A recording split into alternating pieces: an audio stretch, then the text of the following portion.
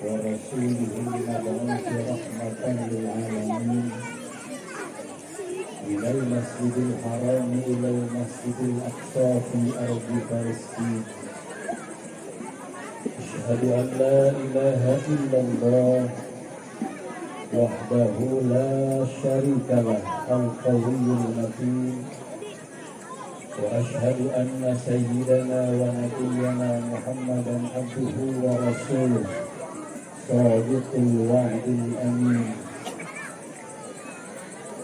اللهم صل وسلم وبارك على سيد الأنبياء والمرسلين سيدنا وحبيبنا وشفيعنا وقرة أعيننا ومولانا محمد صلى الله عليه وسلم حبيب رب العالمين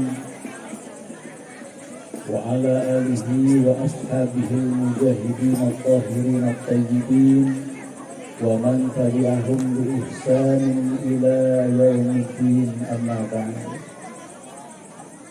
سبحانك لا علم لنا إلا ما علمتنا إنك أنت العليم الحكيم. رب اشرح لي صدري ويسر لي أمري واحلل عقدة من لساني يفقهوا قولي. لا إله إلا الله، لا موجود إلا الله، لا معبود إلا الله، لا مطلوب إلا الله، لا مقصود إلا الله. بسم الله توكلت على الله، لا حول ولا قوة إلا بالله العلي العظيم. وقال تعالى في القرآن الكريم وهو أشرف القائلين: أعوذ بالله من الشيطان الرجيم، بسم الله الرحمن الرحيم. سبحان الذي أسرى بعبده ليلا من المسجد الحرام إلى المسجد الأقصى الذي باركنا حوله لنريه من آياتنا إنه هو السميع البصير. وقال تعالى أيضا: رب اجعلني مقيم الصلاة ومن ذريتي ربنا وتقبل دعاء. صدق الله العظيم وصدق رسوله الحبيب الكريم ونحن على ذلك من الشاهدين والشاكرين والحمد لله رب العالمين. Hadratil mukarramin wal muhtaramin, para alimul ulama, para kiai, asatidul kiram, para guru, para tokoh masyarakat, wabil khusus guru kita setempat al-mukarram wal muhtaram Abah Haji Junaidi, al-mukarram al-Ustaz Mursyidin, Al-Mukarram Al-Ustaz Nurul Huda selaku pimpinan daripada Majelis Taklim Bidayatul Hidayah, dan juga para ulama, para kiai yang lain yang mohon maaf tidak dapat saya sebutkan satu persatu dengan tidak mengurangi rasa takdim hormat saya kepada beliau yang sama-sama kita hormati. Mudah-mudahan Allah berikan berkah umur yang panjang, amin. Allah berikan keberkahan ilmunya, Allah tambah kemanfaatan ilmunya. Mudah-mudahan istiqomah membimbing kita semua dalam membina, melaksanakan kewajiban kita kepada Allah Subhanahu wa Ta'ala. Aparatur pemerintah setempat, baik sipil maupun militer, wabil khusus aparat desa dan juga Bapak RT setempat yang saya hormati dan mudah-mudahan Allah muliakan. Segenap panitia penyelenggara perayaan Isra wal Mi'raj Nabi besar Muhammad sallallahu alaihi wasallam yang saya hormati, mudah-mudahan segala pengorbanan yang telah dikerahkan baik waktu, tenaga, dan pikiran demi terlaksana acara pada malam ini Allah catat sebagai amal ibadah dan Allah balas dengan pahala yang berlipat ganda. Amin ya rabbal alamin.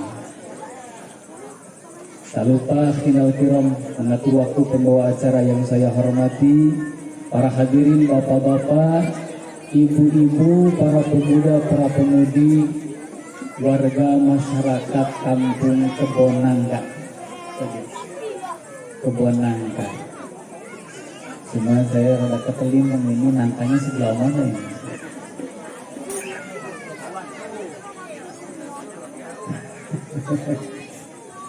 Ya ada tinggal perumahan.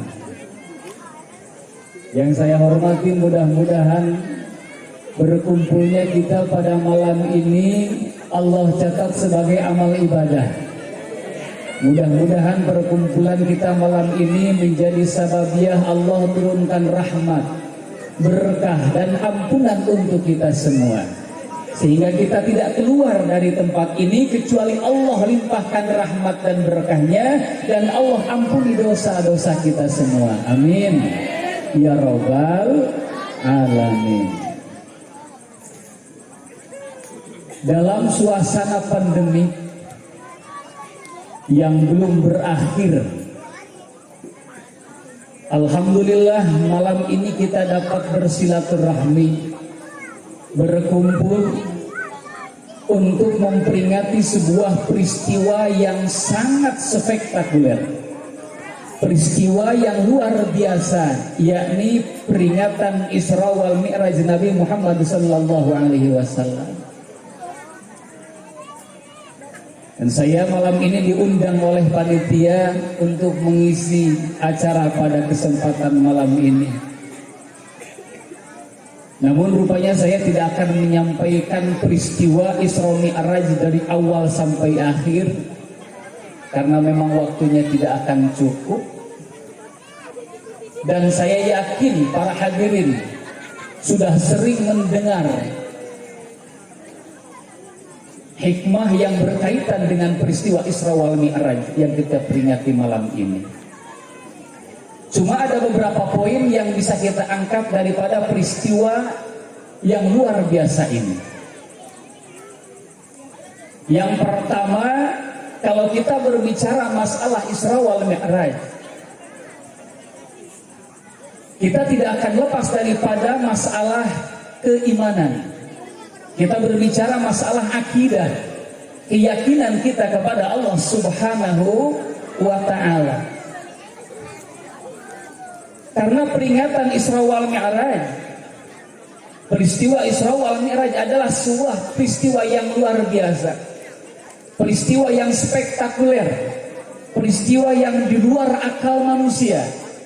Sesuatu yang terjadi, yang dialami hanyalah oleh baginda Nabi Muhammad sallallahu alaihi wasallam dan tidak pernah terulang dalam sejarah kehidupan manusia dan tidak pernah dialami oleh siapapun kecuali baginda Nabi Muhammad sallallahu alaihi wasallam. Saking hebohnya peristiwa Isra Mi'raj, pada masa itu manusia terbagi, bahkan sampai sekarang di mana sains dan teknologi zaman sudah semakin meningkat, akal manusia sudah semakin berkembang, tetapi sampai saat ini belum bisa diartikan, belum bisa dimengerti oleh akal manusia karena keterbatasannya peristiwa Isra wal Mi'raj Nabi Muhammad sallallahu alaihi wasallam. Kalau saya berbicara dan bertanya kepada para hadirin apakah percaya atau tidak dengan peristiwa Isra Mi'raj, saya yakin dengan hadirnya hadirin pada malam ini percaya dan meyakini kebenaran daripada peristiwa yang dialami oleh Rasulullah sallallahu alaihi wasallam. Karena kalau kita hanya mengandalkan akal saja, hanya mengandalkan nalar kita saja, sampai kapanpun kita tidak akan dapat menerima dengan peristiwa yang luar biasa dalam waktu yang sangat singkat dan perjalanan yang sangat-sangat jauh yang ditempuh oleh Rasulullah sallallahu alaihi wasallam. Jadi pertanyaannya, percaya atau tidak, believe it or not, dengan peristiwa Isra wal Mi'raj yang dialami oleh Rasulullah.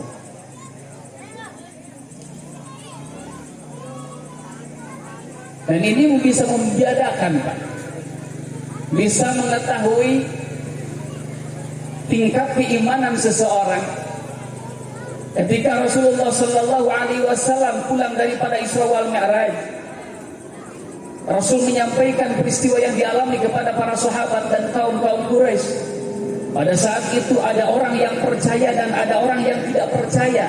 Di situ bisa kelihatan mana orang mukmin, mana orang yang beriman, mana orang yang percaya dan mana orang yang tidak percaya, bahkan munafik kepada Rasulullah Sallallahu Alaihi Wasallam. Bahkan tidak sedikit orang-orang yang sudah beriman kepada Rasul, mereka kembali kepada keyakinan sebelumnya, murtad, keluar daripada ajaran agama Islam karena apa yang disampaikan oleh Rasul tidak dapat dimengerti oleh akal manusia. Tetapi ada orang-orang yang beriman, yang percaya dengan peristiwa yang disampaikan oleh Rasul dan dialami oleh Rasul. Wa muqaddimatuhu Abu Bakr Siddiq, orang yang pertama percaya dan membenarkan dengan peristiwa Isra Mi'raj adalah sahabat Abu Bakar Siddiq. Orang-orang kafir Quraisy pada saat itu sempat mempengaruhi Abu Bakar. Wahai Abu Bakar, apakah engkau percaya dengan apa yang disampaikan oleh Muhammad? Apakah engkau percaya dengan peristiwa Isra Mi'raj? Bagaimana jawaban Abu Bakar? Dengan panas beliau menjawab ucapan-ucapan orang kafir Quraisy. Jangankan peristiwa Isra wal Mi'raj, lebih dahsyat, lebih hebat, lebih spektakuler daripada Isra Mi'raj. Tidak ada keraguan dalam hatiku sedikit pun, karena apa yang disampaikan oleh Muhammad adalah wahyu dari Allah, dan Allah itu maha benar, tidak akan pernah bohong. Subhanallah. Nah ini pertama, Isra Mi'raj berkaitan dengan masalah akidah, keyakinan kita kepada Allah Subhanahu wa ta'ala.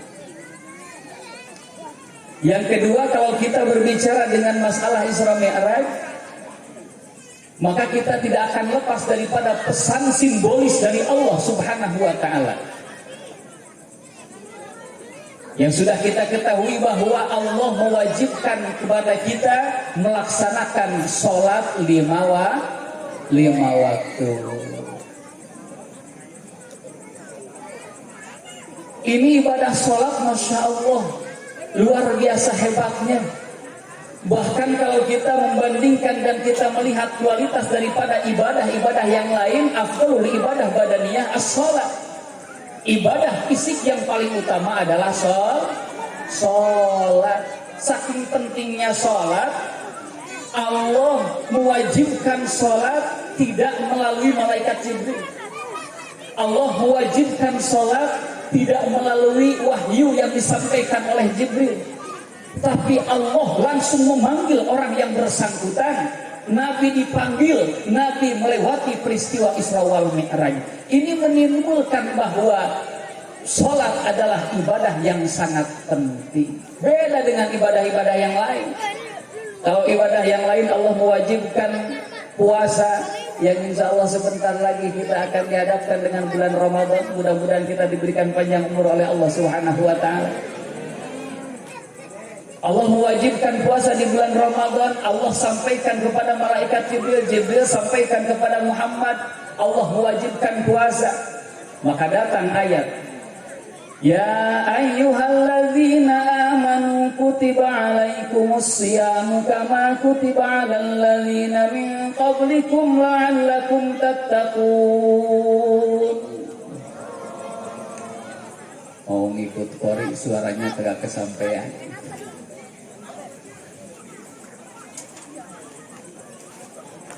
Allah mewajibkan puasa melalui selebaran wahyu yang disampaikan oleh Jibril kepada Nabi.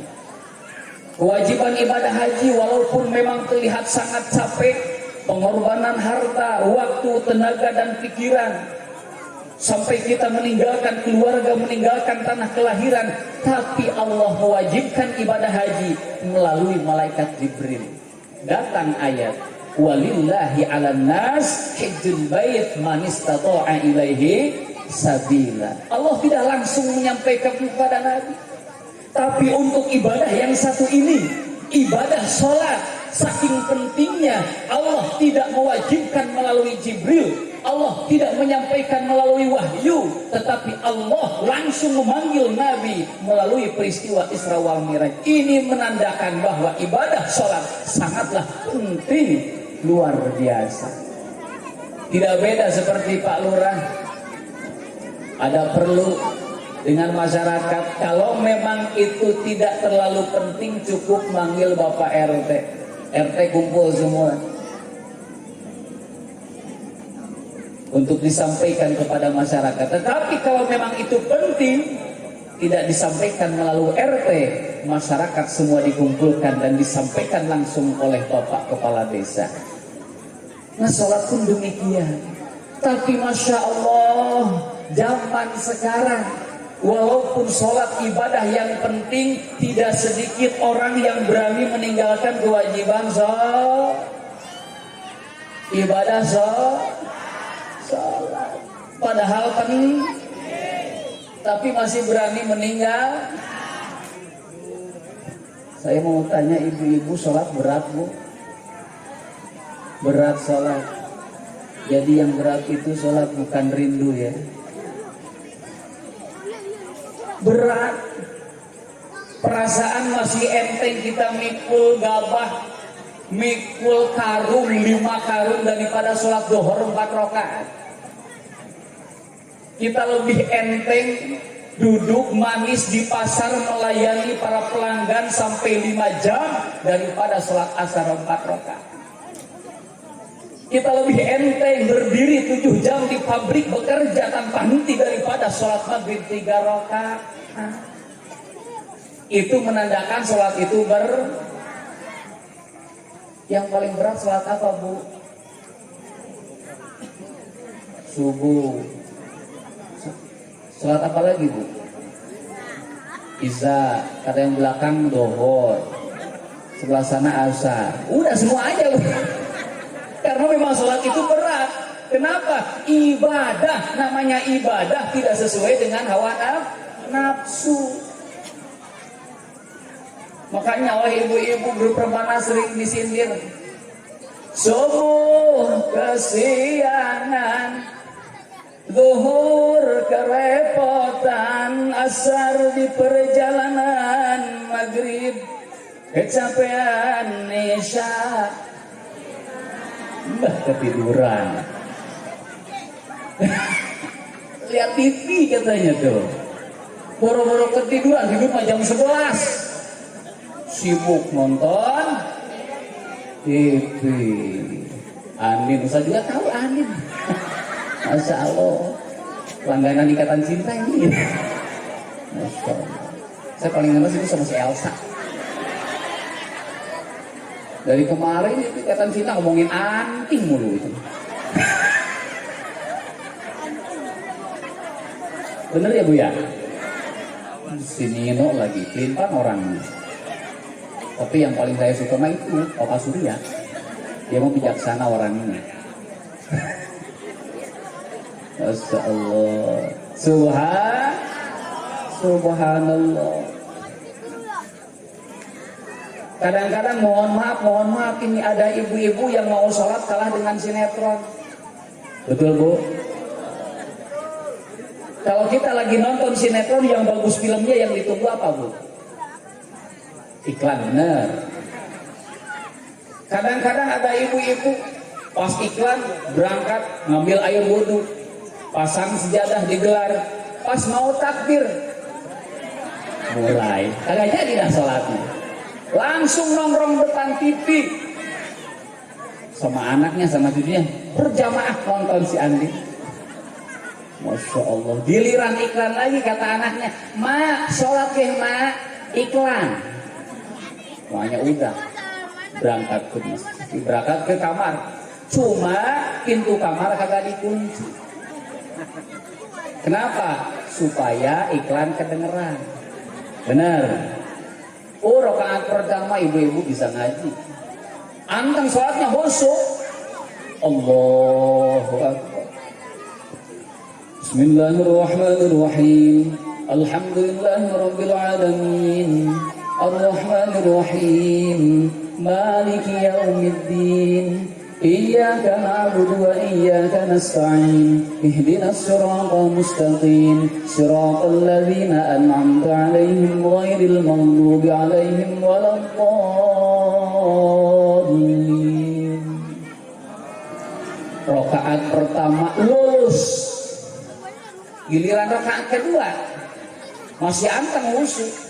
Bismillahirrahmanirrahim. Alhamdulillahirabbil alamin. Arrahmanirrahim. Anaknya ngomong, "Ma, sinetron main."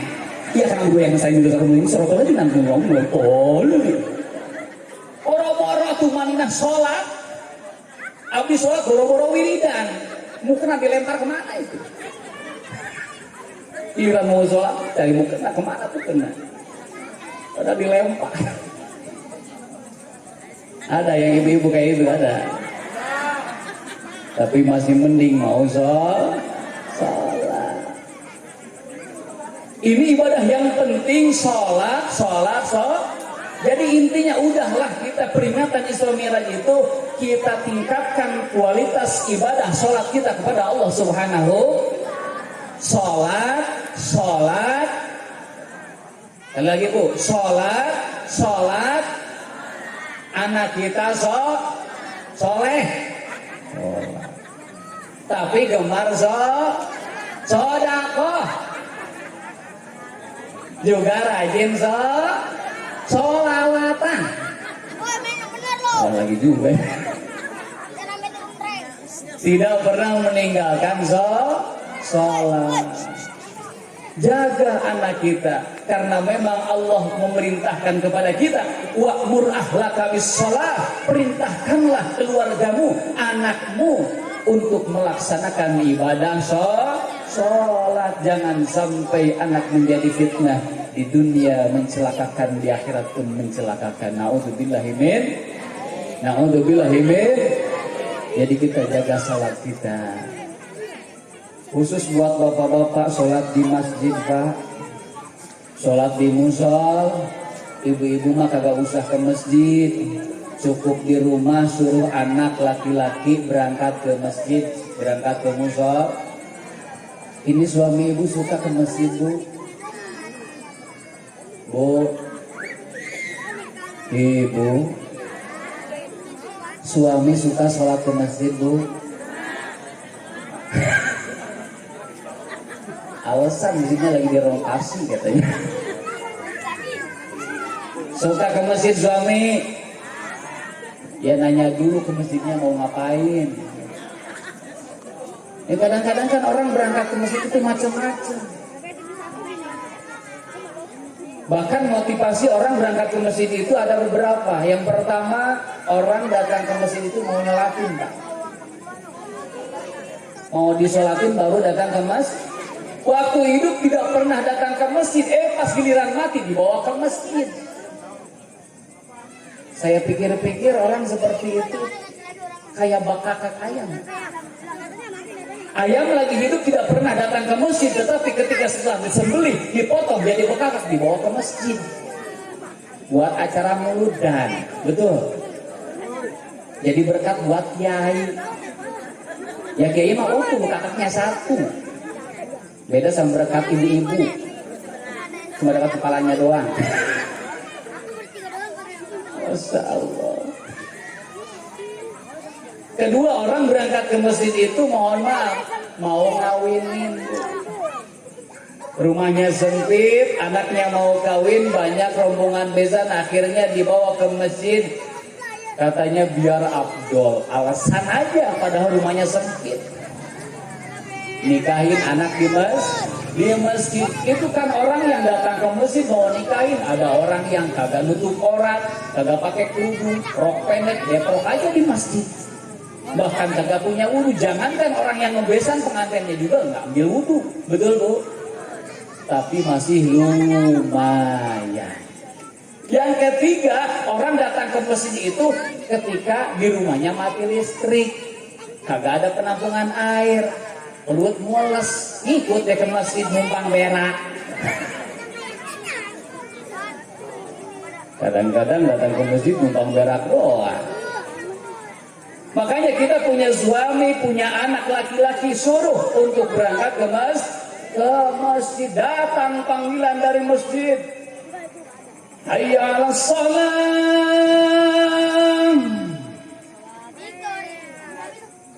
Jojong aja. Tahu jojong, Bu? Bahasa Perancis. Ditanya sama temennya, lu kagak sholat, kagak kedengeran.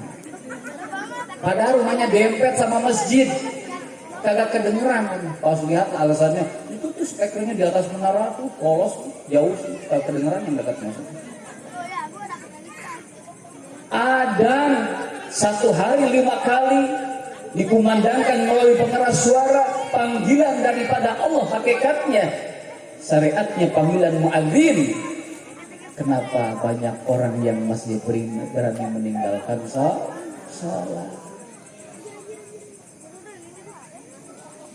Di sini masjidnya masjid mana, Pak? Di depan ya, yang bagus itu ya. Yang saya bagus renov itu, masjid apa namanya? Nurul Huda ya. Itu kalau subuh berapa baris Pak sholat?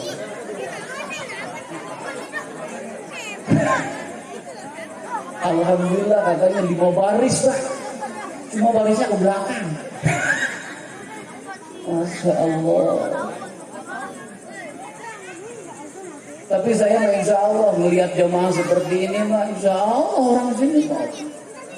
Insya Allah. Bahkan saya pernah dengar kalau orang sini mah jam 4 ke masjid udah kagak bisa masuk, dikunci. Belum ada orang. Ya paling ada orang udah aki-aki. Kadang-kadang banyak orang yang ngomong kenapa di masjid di musola itu banyaknya aki-aki, karena memang Al-Imam Tirmidzi mengatakan sholahul kahli, kebaikan orang tua itu fil masjid, ada di masjid, ada di musola. Jadi jangan disalahkan kenapa ini orang tua rajin ke masjid, karena memang sudah saatnya. Tetapi lebih utama dan lebih hebat apabila ada pemuda sudah rajin di masjid. Makanya ada ikatan remaja masjid, ikatan remaja musola. Itu dibimbing oleh orang tua supaya membiasakan generasi muda untuk aktif mengisi kegiatan di dalam masjid dan musola. Insya kadang-kadang subuh yang tarhim aki-aki. Ya hayo ya qayyum. Batu 2 jam. Agak inti, Masya Allah. Di sini yang ada aki-aki apa pemuda, Mas? Aki-aki. Cocok, aki-aki. Masya Allah. Emang di mana-mana favorit itu masih musola sama aki-aki. Borongan aki-aki men. Dari mulai nakol beduk aki-aki, yang adan aki-aki, yang komat aki-aki, sholawatan, baca Quran, yang tarhiman, gulung tikar, muras kolam, pengumuman orang mati. Pengumuman orang mati. Kenapa dipisah jawabnya ini? Subhan. Makanya berkah peristiwa Isra Mi'raj, peringatan Isra Mi'raj kita malam ini, besok subuh yang adzan di masjid apa? Nurul Huda. Nurul Huda pemuda insya.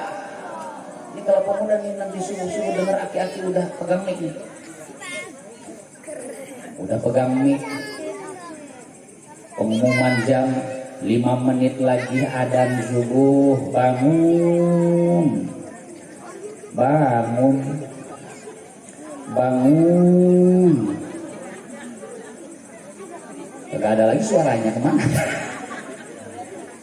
Kalau pemuda dengar laki-laki udah pengumuman di masjid, datang langsung ke masjid. 5 menit lagi nih adzan. Datang ke masjid, pas mau adzan, udah stop. mundur. Aki udah tua, generasi muda yang ada nih. Kata aki-aki, alhamdulillah orang Bonangka ada pemuda yang mau ada. Bentar dong, kakek mau nakal beduk dulu. Tong tong tong tong.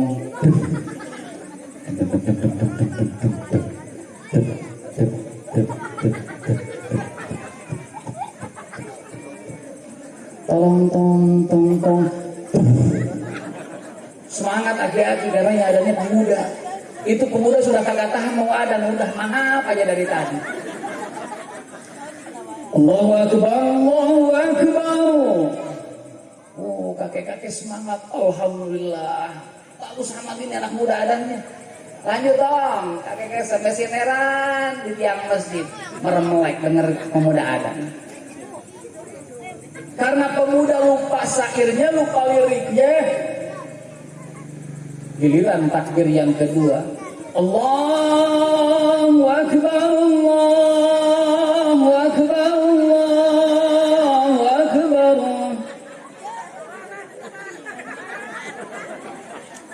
Kakek-kakek lagi melemerek langsung bangun, kagak marahin, kagak marahin pemuda.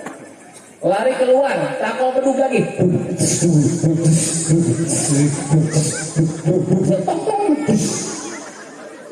Alhamdulillah orang Kebonangka yang suka ke musola datang ke musola. Ibu-ibu datang ke musola, pemuda datang ke musola, yang lagi netain dibawa anaknya ke musola. Semua marahin aki-aki, "Ki, kenapa itu nakal beduk seperti itu?" Kata aki-aki sambil pulang, "Kesel apa pemuda ngajak lebaran subuh-subuh." Makanya pemuda belajar adzan insya, jangan sampai salah, karena salah nada, salah arti, sama kalimatnya takbir. Kalimatnya kalau kita dengar nada takbir Allahu Akbar, apa bu? Mau kalau dengar Allahu Akbar, Allahu Akbar, adzan.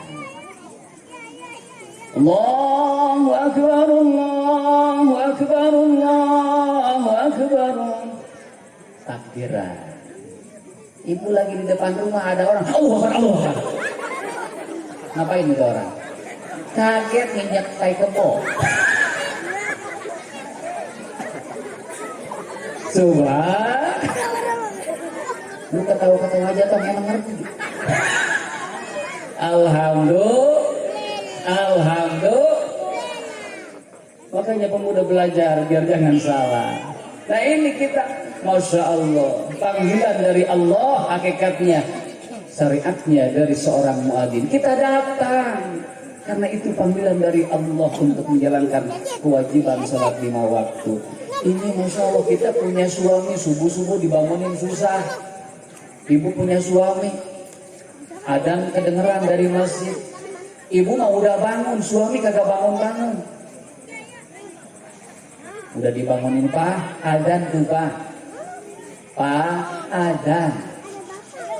Melotot mah bisa, cuma kagak bangun dia. Tahu kedengeran saya juga ini adzan. Bentar lagi kek. Adzan selesai komat, Pak, komat. Kagak bangun-bangun, pura-pura budak. Udah ibu jangan bangunin terus lagi. Ibu pergi ngambil air wudhu, sholat jangan jauh-jauh dari suami. Gelar sajadah takbir yang kencang 4 kali. Allahu Akbar, Allahu Akbar,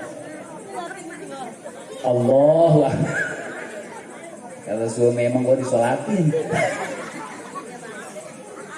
Udah takbir 4 kali suami masih kagak mau bangun. Udah ibu jangan takbir melulu, sholat.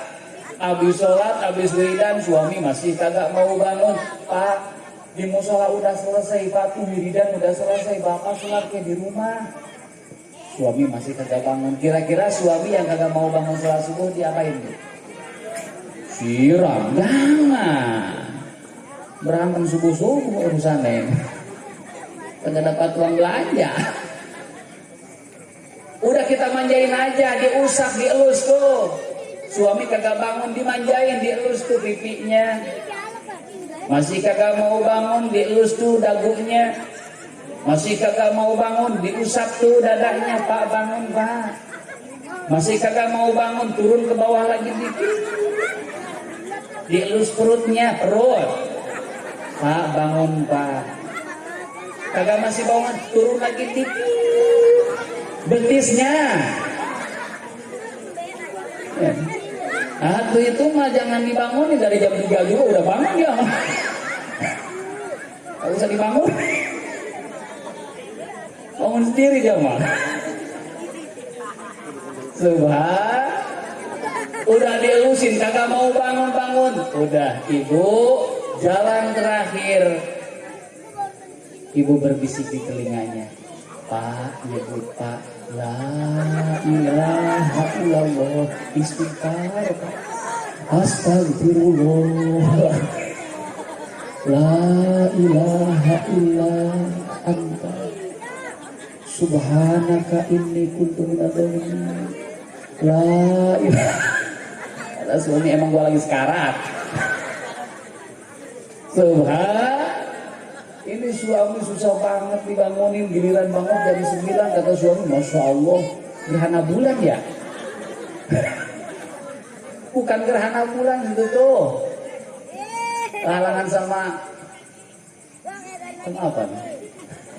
Belek. Gerhana bulan. Masya Allah.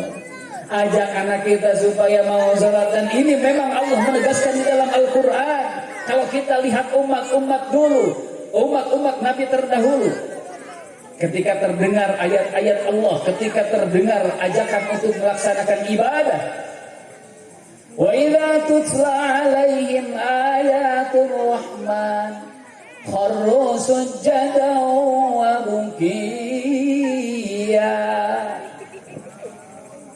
Umat-umat terdahulu ketika dibacakan ayat-ayat Allah, ketika dibacakan ayat-ayat tentang ajakan ibadah, mereka langsung kharru, nyungsep, sujud kepada Allah dan menangis kepada Allah Subhanahu wa ta'ala. Kenapa mereka sampai menangis? Karena mereka ingat dengan kesalahan, dosa yang dilakukan dan kewajiban yang ditinggalkan. Sementara umat-umat zaman sekarang, wa khalafa min ba'dihim khalfun adha'us shalah.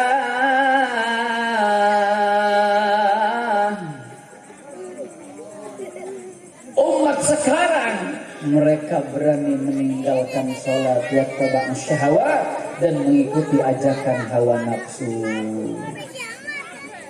Kita kembali sholat. Kamu sholat di masjid ya? Agak sholat. Alhamdulillah. Maghrib berapa rakaat? Oh 3. Subuh berapa rakaat? 2. Bener kata ketipu ini. Alhamdulillah. Berjamaah sholatnya. Berjamaah. Bapaknya suka berjamaah. Kenapa ketawa?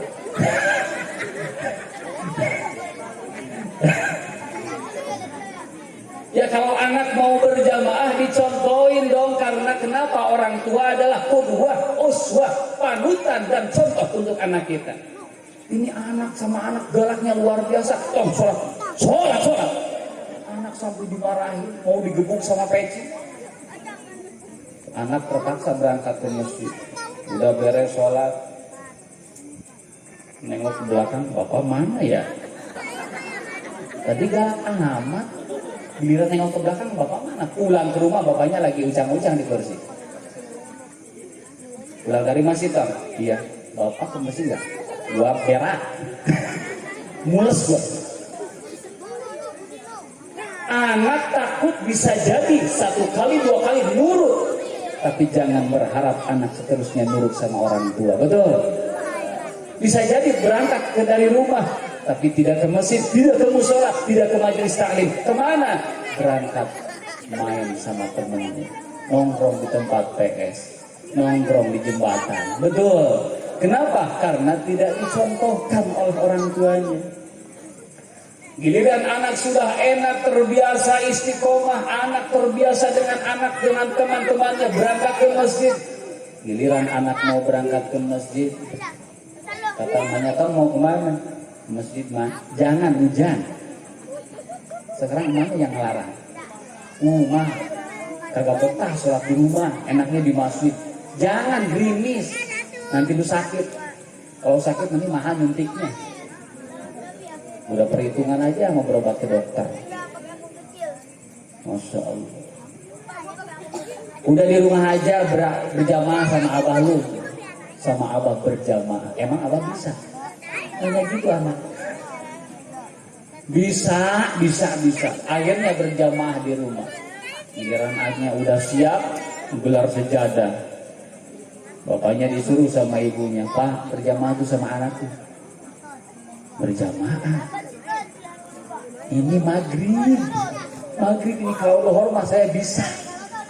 Maghrib mah kan mesti keras suaranya. Udah nanti dibantuin ke temannya. Ya udah bantuin. Udah bapaknya sholat. Baca Fatihah. Alhamdulillahirabbil alamin. Ar-Rahmanir-Rahim. Maliki yaumiddin. Anaknya khusyuk dengerin baca Fatihah orang tuanya, ibunya yang kagak enak din. Mikirin takut salah, takut mogok bapaknya baca Fatihah. Akhirnya alhamdulillah bapaknya selesai baca Fatihah. Ghairil maghdubi alaihim waladdallin. Anaknya bilang amin, ibunya saking girang, yes. Bukan amin malah jawab yes. Subhan. Nah ini kita Masya Allah biasakan sholat berjamaah. Kalau kita sholat berjamaah di masjid, berjamaah di musola, yang datang ke masjid dan musola itu bukan orang biasa. Orang-orang yang istiqomah, orang-orang yang soleh. Kita dekat dengan orang soleh, kita dekat dengan para kiai, kita dekat dengan para guru. Orang yang jauh daripada masjid, orang yang jauh dari musola, maka menjauhi para kiai, para orang-orang soleh. Kalau kita menjauhi masjid berarti kita menjauhi orang soleh, menjauhi ustadz, menjauhi kiai. Kalau kita menjauhi ustadz dan kiai berarti kita menjauh daripada cahaya. Karena kiai, ustadz, alim, orang yang berilmu itu ibarat lentera yang dapat menerangi kehidupan kita. Orang jauh dari kiai, orang jauh dari ustadz, kagak mau datang ke masjid, sama dengan hidupnya gelap. Betul Bu? Gelap. Orang yang ada dalam kegelapan maka akan sulit untuk melakukan segala hal, serba salah. Tapi kalau kita punya lampu, ibu misalnya mohon maaf, ibu tengah malam mati lampu Bu, pulsanya habis, tengah malam ibu mati lampu, pulsa habis, yang dicari apa? Yang dicari adalah penerangan. Kalau kita punya senter, cari senter. Kalau kagak ada senter, kita cari apa? HP juga lowbat. Dicari apa? Lilin. Mana lilin? Bapak lu mana lilin? Salah pegang. Minimal lilin. Kagak ada sumbunya lagi. Masya Allah. Kan bapaknya yang berteriak, itu bukan lilin, punya buah itu mah. Gelap masalah pegang, betul. Makanya kalau kita dalam kegelapan itu salah melangkah, apa yang kita lakukan pasti salah. Walaupun kita di dalam rumah, kita tahu ini pintu, ini jendela, ini WC, ini kamar. Kadang-kadang kita salah, kepetok lagi. Kenapa? Karena gelap itulah. Ketika kita dalam kegelapan akan serba salah untuk melangkah. Ibu lagi di jalan, lewat ke kebun, lewat ke lapang. Ibu nginjak yang lembek-lembek. Giliran disenterin, tai kebo. Di sini mah kagak ada kebo ya. Kota. Masya Allah. Subhan. Ibu nginjak tai kebo. Udah tahu salah di senteran. Ambil sendalnya, dibersihin tai kebonya. Satu kali salah dapat diketahui. Tapi kalau ibu dalam kegelapan lewat tempat gelap, nginjak yang lembek-lembek, ini apaan? Dipegang. Udah dipegang, dicium. Tuh kan, tai kebo kata saya juga. Udah dicium, dipeperin sama tembok tetangga. Sial. Berapa kali salah tuh? Pertama nginjak tai kebo, kedua dipegang, ketiga dicium, keempat dipeperin sama tembok tetangga. Besoknya tetangga gatal atau punggungnya, digarut punggungnya di tembok yang kena tai kebo. Orang salah, orang lain kagak salah, ke bawah salah. Orang yang jauh dari ulama, jauh dari kiai, hidup dalam kegelapan, hidupnya salah dan akan membawa salah kepada keluarganya. Na'udzubillah min. Kita alhamdulillah bersyukur kepada Allah di tempat kita, di kampung kita ada majelis taklim, ada kiainya, ada ustaznya yang bisa membimbing anak-anak kita dapat ilmu, belajar agama. Alhamdulillah. Sekolah libur, pengajian mah kagak libur. Libur nggak usah di sini ngajinya. Alhamdulillah. Anak ibu semua ngaji. Alhamdulillah. Dititipin nggak waktu berangkat ngajinya.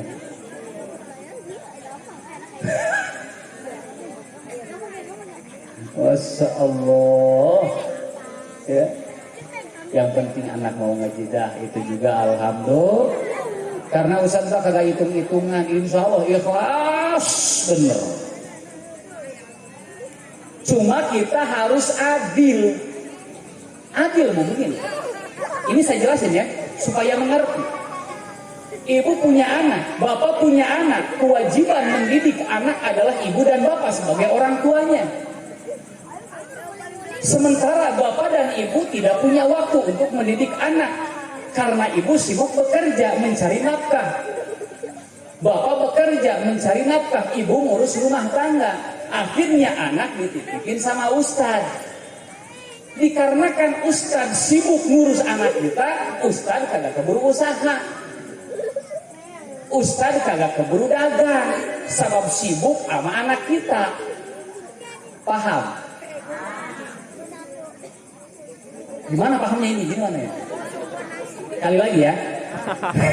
Ibu punya anak, bapak punya anak. Kewajiban mendidik anak kita adalah kita sebagai orang tuanya. Tapi karena kita sibuk, bapak sibuk dagang, sibuk usaha, sibuk bekerja, ibu sibuk ngurus rumah tangga, sehingga tidak ada waktu untuk membina dan membimbing anak, sehingga anak dititipin sama ustad. Nah, ustad sibuk ngurus anak kita, kagak keburu dagang, kagak keburu usaha, kagak keburu kerja. Ustad juga manusia, perlu makan, ngerti? Apanya yang ngerti? Bagi dua dong hasilnya, betul. Semangat ustadznya. Tiap bulan ibu jangan banyak-banyak bawa beras 1 karung. Rokoknya 1 slop. Kopinya sama gulanya 5 kilo. Semangat insya Allah ustadznya. Insya. Tapi sekali lagi ustadz kagak hitung-hitungan, cuma kitanya yang harus mikir. Insya mudah-mudahan anak-anak kita dijadikan anak-anak yang soleh dan saleha, menjadi generasi penerus bangsa ini. Amin ya robbal alamin. Karena kita masya Allah sangat prihatin dengan kondisi dan keadaan di negara Indonesia pada saat ini. Di saat pandemi, anak-anak kita sangat dibatasi untuk belajar menimba ilmu. Sekolah libur 1 tahun lebih. Saya rebutan HP sama anak saya. Ibunya juga rebutan sama anak. Anak yang sekolah udah 2, rebutan HP-nya. Masya Allah. Belajarnya 5 menit, main gamenya 1 jam. Betul Bu? Ini saya prihatin dengan keadaan, Masya Allah. Tapi Alhamdulillah majlis-majlis taklim, tempat-tempat belajar madrasah diniyah masih aktif. Kita dorong, kita semangati, kita dukung anak-anak kita dan para kiai dalam belajar dan mengajar ilmu agama, karena ini yang akan membawa kebaikan, kemaslahatan untuk negara kita. Orang belajar ilmu umum saja, tidak belajar ilmu agama. Mohon maaf, saya tidak mendiskriminasikan masalah sekolah, karena memang perlu ada keseimbangan. Tetapi Masya Allah, kadang-kadang orang tidak seimbang dalam menimba ilmu. Ilmu umum, ilmu dari agama setinggi-tingginya dicari, tapi ilmu agama orang kadang melupakan. Kita seimbangkan, karena orang tinggi ilmunya, tidak ada pendidikan agamanya, tidak akan bisa mencetak pribadi yang soleh. Betul Bu? Betul Pak? Nah makanya kita bimbing, kita dorong, kita semangat, kita dukung anak-anak kita dan para ustaz untuk tetap istiqomah belajar dan mengajar ilmu agama. Alhamdulillah. Terus Bu. Jam berapa ini Pak? Ada jam 1.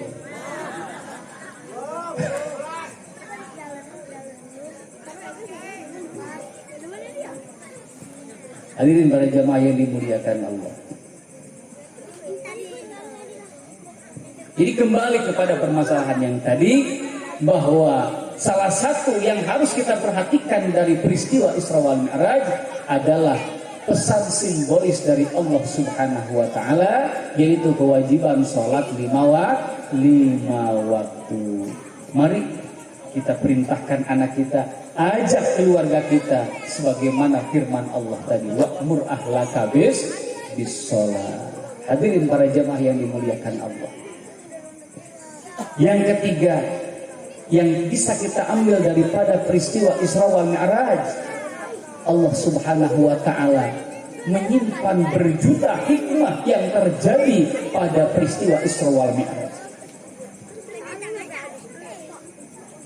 Pada kesempatan Rasul berada di langit ke-7, Rasul diberikan kesempatan oleh Allah bisa melihat surga.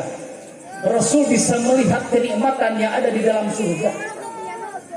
Dan ternyata kenikmatan surga tidak bisa diungkapkan oleh kata-kata. Saking indahnya, luar biasa kenikmatan di dalam surga, tidak ada kata dan ungkapan yang bisa menggambarkan kenikmatan yang luar biasa di dalam surga. Kalau laki-laki masuk dalam surga Pak, orang yang paling terakhir masuk ke dalam surga, orang yang sudah diangkat dari neraka jahanam, diangkat oleh Allah karena ada cahaya iman dalam hatinya, itu satu orang diberi 10 kali lipat kenikmatan dunia. Besar enggak Pak? 10 kenikmatan dunia diberikan untuk satu orang. Konon Pak, ada keterangan yang mengatakan kalau laki-laki masuk ke dalam surga itu istrinya 12.000 Pak. Banyak amat. Bidadarinya luar biasa, istrinya katanya 12.000. Insya Allah ala qalbin wahid, satu hati, tidak akan pernah bertengkar. Adem, ayem, tenang, rapi. Kalau ibu masuk surga jadi ratunya bidadari. Ibu jadi cantik Bu. Cuma mohon maaf, di surga kagak ada nenek-nenek. Nggak ada nenek-nenek. Maaf nenek-nenek kagak ada di surga. Waduh, kalau gitu mau menikmati muda-muda kata ibu. Maksudnya kalau ibu masuk ke dalam surga, orang yang sudah lanjut usia masuk ke dalam surga, maka Allah akan merubah fisiknya, umurnya setara di dalam surga usia 33 tahun. Fisiknya seperti Nabi Adam, ketampanannya kalau laki-laki seperti Nabi Yusuf, usianya seperti Nabi Isa, kefasihatnya seperti Nabi Muhammad sallallahu alaihi. Sosok yang sempurna. Fisik Nabi Adam itu mohon maaf Pak, 60 hasta. Satu hasta itu setengah meter. Jadi penduduk ahli surga tingginya 30 meter. Waduh, udah itu jangan mikir yang lain-lain, itunya segede apa. Udah jangan mikir. Langsung ke situ aja mikir aja. 30 meter bu tingginya. Dadanya 7 hasta berarti 3 meter setengah. Tinggi-tinggi. Wajahnya seperti Nabi Yusuf. Kemudian usianya seperti Nabi Isa, 33 tahun. Usia yang cukup sangat ideal. Dan kefasihan dalam berbicara seperti Nabi Muhammad sallallahu alaihi wasallam. Kesempurnaan manusia di dalam surga.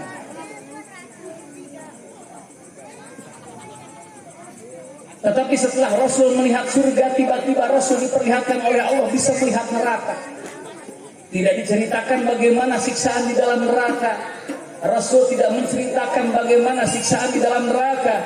Tetapi ketika Rasul kembali dari Isra wal Mi'raj, Rasul ditemui oleh anak dan mantunya Sayyidina Ali bin Abi Thalib dan Siti Fatimah. Ketika Sayyidina Ali dan Siti Fatimah datang ke rumah Rasul selepas Rasul melaksanakan Isra wal Mi'raj, dakhaltu fi Rasulillah sallallahu alaihi wasallam, kata Sayyidina Ali, aku masuk ke dalam rumah Rasul dan ternyata Rasul sedang menangis luar biasa. Rasul menangis.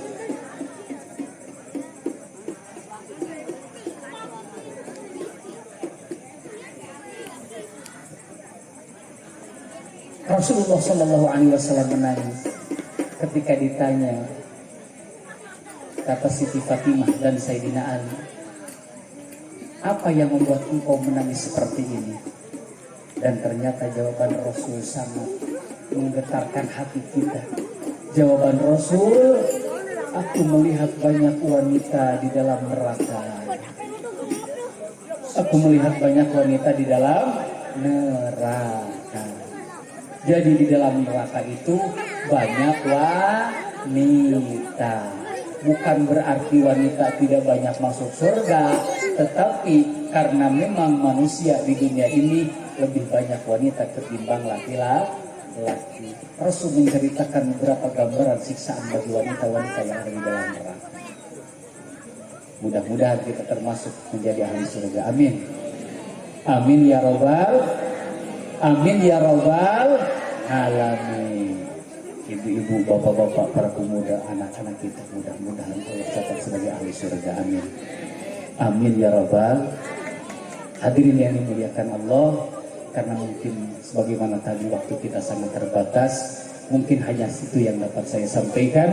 Mudah-mudahan walaupun singkat ada manfaat dan berkah untuk kita semua. Mudah-mudahan berkah Isra Mi'raj yang kita peringati malam ini, kita diakui sebagai umat Rasulullah sallallahu alaihi wasallam. Kita diakui sebagai umat Rasulullah sallallahu alaihi wasallam yang nanti kita mendapatkan syafaatul ummah dari beliau.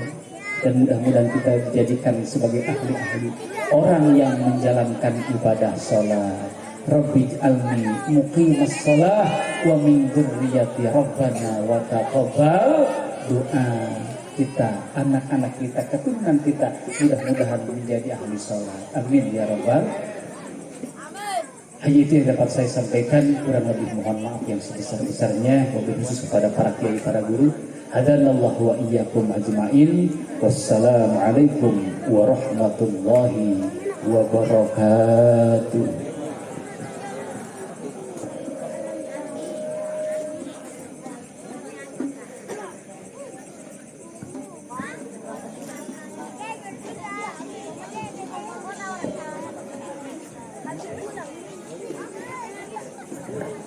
Waalaikumsalam warahmatullahi wabarakatuh.